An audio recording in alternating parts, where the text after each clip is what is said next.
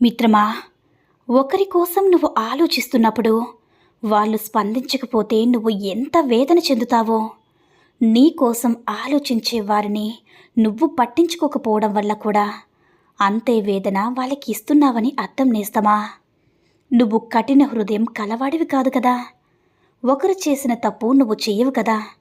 కాబట్టి ప్రాణమిస్తున్నా తిరిగి స్పందించని రాయి లాంటి వారి కోసం నీ అమూల్యమైన ప్రేమని, సమయాన్ని, జీవితాన్ని నాశనం చేసుకోకునేస్తమా. శ్రీ కనకదుర్గమ్మ తల్లి ఆశీస్సులతో జ్యోతిష్యం చెప్పబడను. ప్రేమ, పెళ్లి, ఉద్యోగం, ఆరోగ్యం, వ్యాపారం, సంతానం, భార్యాభర్తల మధ్య సమస్యలు, చెడు ప్రయోగాలు, ఇంకా ఎటువంటి సమస్యలకైనా 100% పరిష్కారం చేయబడను. నమ్మకంతో ఫోన్ చేయండి, 100% ఖచ్చితమైన పరిష్కారం దొరుకుతుంది. గురూజీ గోవిందరాజు గారి ఫోన్ నంబర్ 7337226830. నీకోసం ఆలోచించే వారికి స్పందించు, పలకరించు, ప్రేమించు. జీవితాన్ని నిరర్ధకంగా మార్చుకోవడం కంటే అమూల్యమైన ప్రేమానురాగాలతో జీవితాన్ని తీర్చిదిద్దుకోవడం చాలా ఉత్తమం మిత్రమా. అర్థమైందనుకుంటా. మిత్రమా, ఒక్క విషయాన్ని గుర్తుపెట్టుకో. నేనెందుకు ఓడిపోతున్నానని మనిషి అడిగిన ప్రశ్నకి కాలం చెప్పిన సమాధానం. ఎండనక వాననక కాలరాత్రి కఠినమైన పరిస్థితి ఏదైనా రాని నేనెప్పుడూ నడుస్తూనే ఉంటాను. అందుకే నేనెప్పుడు ఓడిపోను. నువ్వు కూడా నాతో నడిచి చూడు, ఎప్పటికీ ఓడిపోను అని అందట. నిజమే కదా మిత్రమా. ఇది రాసిపెట్టుకో మిత్రమా. నీది అనుకునేది నీది ఎన్నటికీ కాదు, కాలేదు. ఈ భూమి నాది అనుకునేవాడు ఆ భూమిని వదిలిపెట్టి వెళ్ళిపోయాడు. ఈ డబ్బు నాది అనుకున్నవాడు ఆ డబ్బును వదిలిపెట్టి వెళ్ళిపోయాడు. ఇది నేను అనేవాడు తన శరీరాన్ని కూడా వదిలిపెట్టి వెళ్ళిపోయాడు. విచిత్రం కదా నేస్తమా. 100 కుక్కలు ఒక్కసారి మురిగినా సింహగర్జనకు సమానం కాదు. ఎంతమంది గట్టిగా అరిచి ప్రచారం చేసినా ఒక నింద ఎప్పుడు కూడా నిజం కాదు నేస్తమా. మన భారతదేశం ఎంత గొప్పగా ఎదిగిపోయిందంటే స్త్రీ అంటే అమ్మ. స్త్రీని గౌరవించడం మన బాధ్యత అని చదువుకునే దేశాలు సైతం స్త్రీ గొప్పతనం గురించి చెప్పాల్సిన మనము మన స్త్రీల బాధ్యత కొరకు మనమే చట్టాలను ఏర్పరచుకొని మనమే ప్రచారం చేసుకుంటూ మనమే చదువుకోవాల్సినంత గొప్పగా ఎదిగిపోయింది. అవునా మిత్రమా. మనం కష్టాల్లో ఉన్నప్పుడు మన కంట పడకుండా తిరిగేవారుంటారు. మనకి అదృష్టం వరించినప్పుడు మన కంట పడాలని తాపత్రయం పడేవారు ఉంటారు. ఎప్పటికైనా అవసరం ఉండొచ్చని మనల్ని ఒక కంట కనిపెడుతూ ఉన్నవారు ఉంటారు. నిజమైన స్నేహితులు మాత్రం మన కంట కన్నీరు రాకూడదని, మనం సంతోషంగా ఉండాలని కోరుకుంటారు. నేస్తమా, జీవితంలో నిన్ను అవసరానికి వాడుకునేవాడు కష్టాల్లో నీకు తోడురాడు. జీవితంలో నటించేవాడు జీవితాంతం నీకు నిలవలేడు. కష్టపడకుండా వచ్చిన డబ్బు కడదాకా నిలవదు. అవసరానికి మించిన ఆస్తి నిరుపయోగం కాక తప్పదు. అబద్ధం ఆకట్టుకున్న నిజం సమాధి చేయలేదు నేస్తమా. అవినీతి సులువైన, నిజాయితీయే విలువైనది. ఒక్క విషయాన్ని గుర్తుంచుకో మిత్రమా. అర్థం అయ్యేలోపు దూరమయ్యేది కల. అర్థం అయ్యేలోపు ఒప్పుకోలేనిది వాస్తవం. అర్థం అయ్యే కొద్దీ దగ్గరయ్యేది స్నేహం.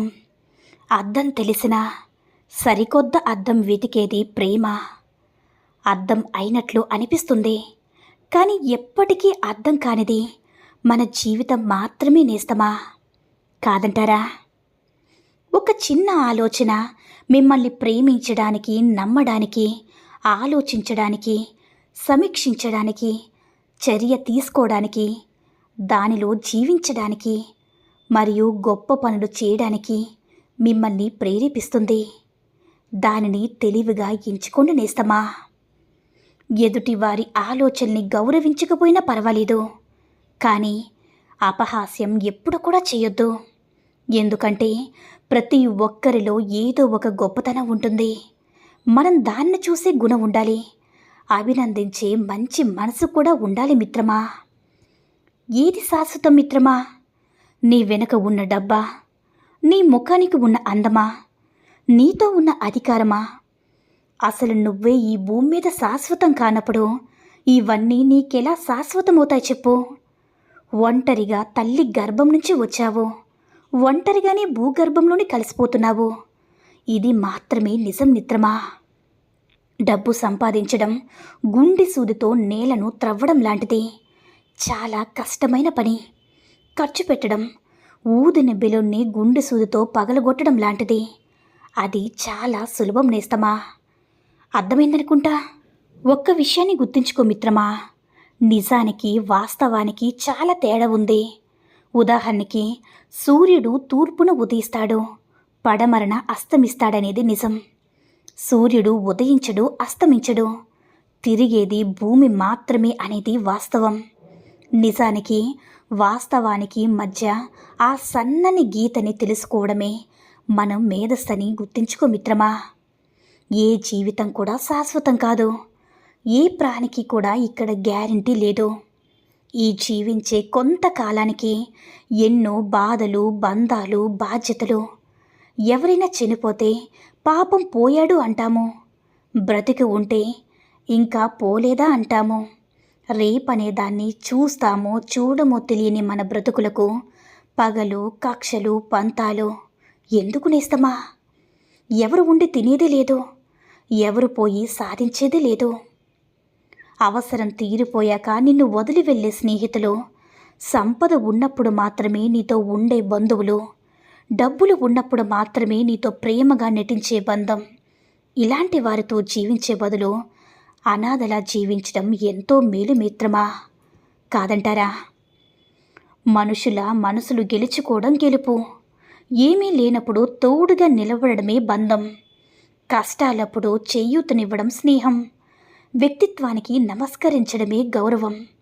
జన్మంతా ఇచ్చిన మాటపై నిలబడ్డమే విలువలని తెలుసుకొనేస్తమా. ప్రేమగా మాట్లాడుతున్న వాళ్ళందరి మనసులో ప్రేమండకపోవచ్చు, కానీ హక్కుగా, చనువుగా గొడవపడి కోపగించుకునే వారి మనసులో లోతైన ప్రేమ చెదిరిపోకుండా ఉంటుంది మిత్రమా. ఒక్క మాట చెప్పన మిత్రమా, మీరే బాగా ఆలోచించండి. మీరు ప్రేమించే లేదా మిమ్మల్ని ప్రేమించిన వాళ్ళ మీద ప్రేమ ఉన్నా లేనట్లు నటిస్తూ, కావాలని ఇంకా కొన్ని రోజులు వెనక తిప్పుకుందామని ఆలోచిస్తూ సమయాన్ని వృధా చేసుకోవద్దు. వాళ్ళు వేరే వాళ్ళ సొంతం అవ్వకముందే మీ ఫీలింగ్స్ ఏంటో ఎక్స్ప్రెస్ చేయండి. లేదంటే ఆ తర్వాత మీరు జీవితంలో కోలుకోలేనంతగా బాధపడాల్సి వస్తుంది. ఒక్కసారి అర్థం చేసుకుని త్వరగా మారండి నేస్తమా. జీవితంలో మనం ఏమీ చేయలేని రోజులు రెండు. ఒకటి నిన్నటి రోజు, మరొకటి రేపటి రోజు. ఏం చెయ్యాలన్నా మిగిలింది ఈ రోజే. నవ్వండి, నవ్వించండి, ప్రేమను పంచండి, అనుభూతిని ఆస్వాదించండి, ముఖ్యంగా జీవించండి మిత్రమా. నేస్తమా, దొరకదని తెలిసినా మనం దాన్నే ఎక్కువగా ఇష్టపడతాం. ఎందుకు తెలుసా? మనకు దొరికిన 100 వస్తువుల కన్నా దొరకని ఆ ఒక్కటి మన మనసును గెలుచుకుని ఉంటుంది. అది వస్తువైనా మనిషైనా. అందుకే మనం ఆశతో ఎదురుచూస్తూ ఉంటాము. అర్థమైందనుకుంటా. మిత్రమా, ఒక ఆడది ఎలా ప్రవర్తిస్తున్నా సరే, ఎలా ఆమె భర్తపై అరుస్తున్నా, విరుచుకుపడుతున్నా, నెగ్లెక్ట్ చేస్తున్నా, ఏ విధంగా ప్రవర్తిస్తున్నా సరే, ఆ మగాడు ఆ ఆడదాని యొక్క ప్రేమ కోసం ఎదురు చూస్తూ ఉంటే తప్పకుండా ఆ ఆడదాని దృష్టిలో చులకనవుతాడు. కాదంటారా? ఈ సూక్తుల్లో ఏ సూక్తి నచ్చిందో కామెంట్ చేయండి. ఈ వీడియో నచ్చినట్లయితే లైక్ చేసి షేర్ చేయండి. మరిన్ని వీడియోస్ కోసం మన ఛానల్ని సబ్స్క్రైబ్ చేసుకుని మాకు కొంచెం సపోర్ట్ చేయండి. ధన్యవాదములు.